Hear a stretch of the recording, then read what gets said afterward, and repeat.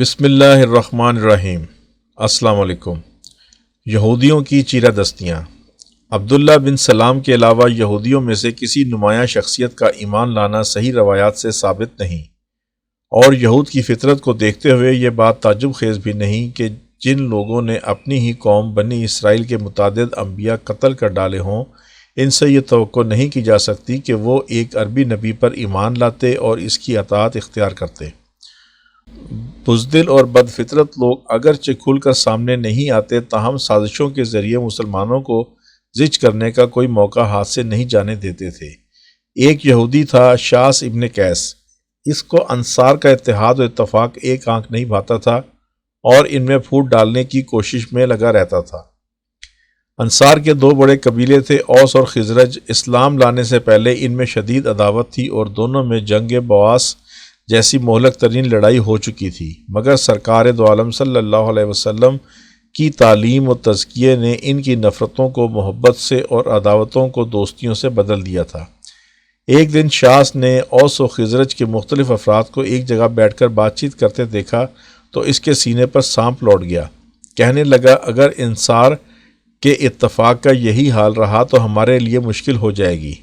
اسی وقت ایک یہودی کو تیار کیا اور کہا، تم بھی جا کر انصار میں بیٹھ جاؤ اور دوران گفتگو کسی طرح جنگ بواس کا تذکرہ نکالو، پھر اس جنگ میں دونوں طرف شاعروں نے ایک دوسرے کی جو ہجو کی ہے اور برائیاں بیان کی ہیں، ان کو بیان کرو۔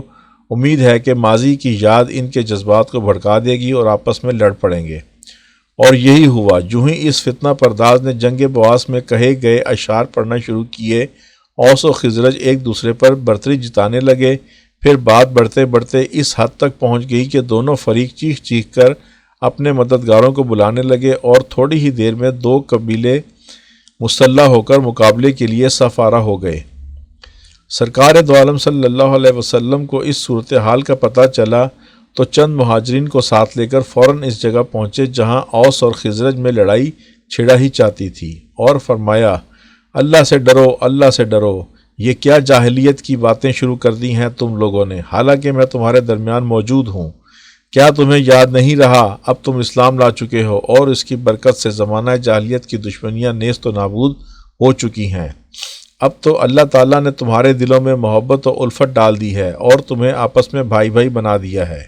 اللہ جانے ان الفاظ میں کیا تاثیر تھی کہ انصار کی آنکھیں اشکبار ہو گئیں، اور وہ لوگ جو چند لمحے پہلے ایک دوسرے پر پل پڑنے کے لیے تیار کھڑے تھے، اب روتے ہوئے باہم معانقہ کرنے لگے۔ یوں شاس کی سازش ناکام ہو گئی اور انصار میں پھر سے محبت کی تجدید ہو گئی۔ منافقوں کا سردار ابن ابی۔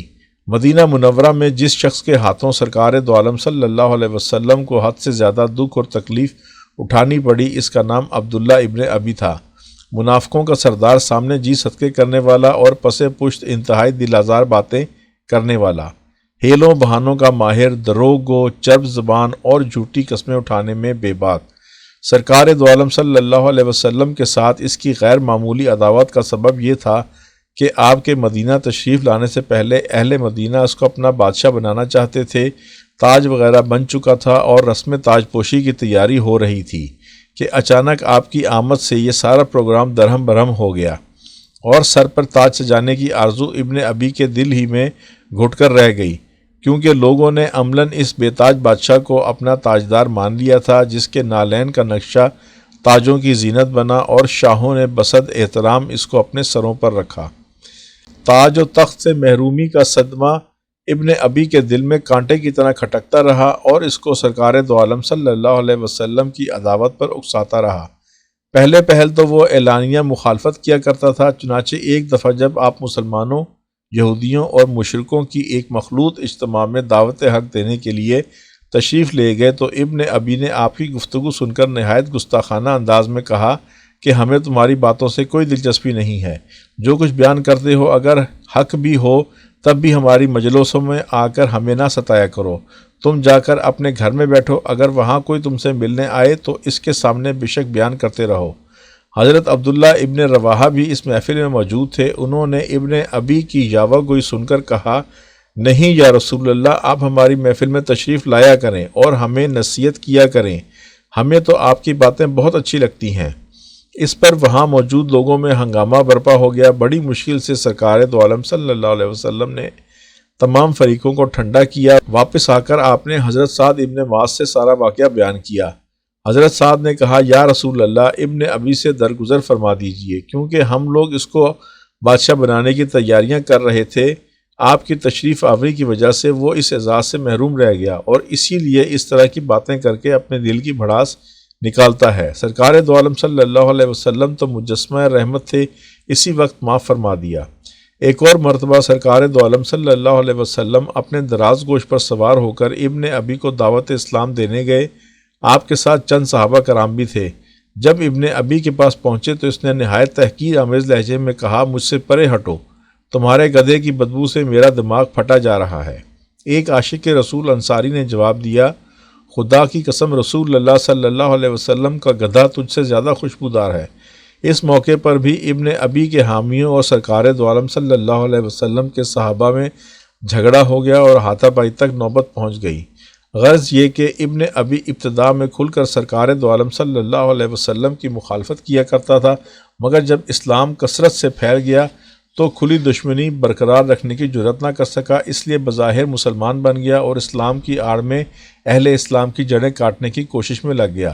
عجیب بات ہے کہ ابن ابی کا بیٹا پکا سچا مومن تھا اور باپ کی کرتوتوں سے متنفر و بیزار تھا۔ شان رسالت میں باپ کی گستاخی پر اس کا خون کھول اٹھتا اور وہ کچھ کر گزرنے کے لیے بےتاب ہو جاتا۔ ایک بار ابن ابی نے ایک گستاخانہ جملہ کہا، بیٹے کو پتہ چلا تو اسی وقت سرکار دو عالم صلی اللہ علیہ وسلم کی خدمت میں حاضر ہوا اور عرض کی، یا رسول اللہ، اگر اجازت ہو تو میں اپنے باپ کا سر کاٹ کر آپ کے قدموں میں ڈال دوں۔ قربان جائیے اس رحمت للعالمینی شان رحیمی و کریمی کے، جو فرماتے ہیں نہیں وہ تمہارا باپ ہے، اس کے ساتھ اچھا سلوک کیا کرو۔ سبحان اللہ، ہے کوئی انتہا اس عفو و درگزر اور شفقت کی کہ جس شخص کی گستاخیاں اس کے حقیقی بیٹے کے لیے ناقابل برداشت تھیں، سرکار دو عالم صلی اللہ علیہ وسلم نہ صرف اس کو خندہ پیشانی سے برداشت کرتے بلکہ اس کے بیٹے کو باپ سے اچھا برتاؤ کرنے کی تلقین بھی فرماتے۔ درود السلام اس پر کہ جس نے گالیاں سن کر دعائیں دیں۔ اللہم صلی علی سیدنا مولانا محمد۔ ناظرین کرام، اگر ویڈیو پسند آئی ہو تو لائک کریں، سبسکرائب کریں، بیل آئیکن پر کلک کریں تاکہ ہم سب سرکار دو عالم صلی اللہ علیہ وسلم کی ذات اقدس کے بارے میں زیادہ سے زیادہ جان سکیں اور نئی آنے والی ویڈیو کے بارے میں آپ کو مطلع کر سکیں۔ شکریہ، اللہ حافظ۔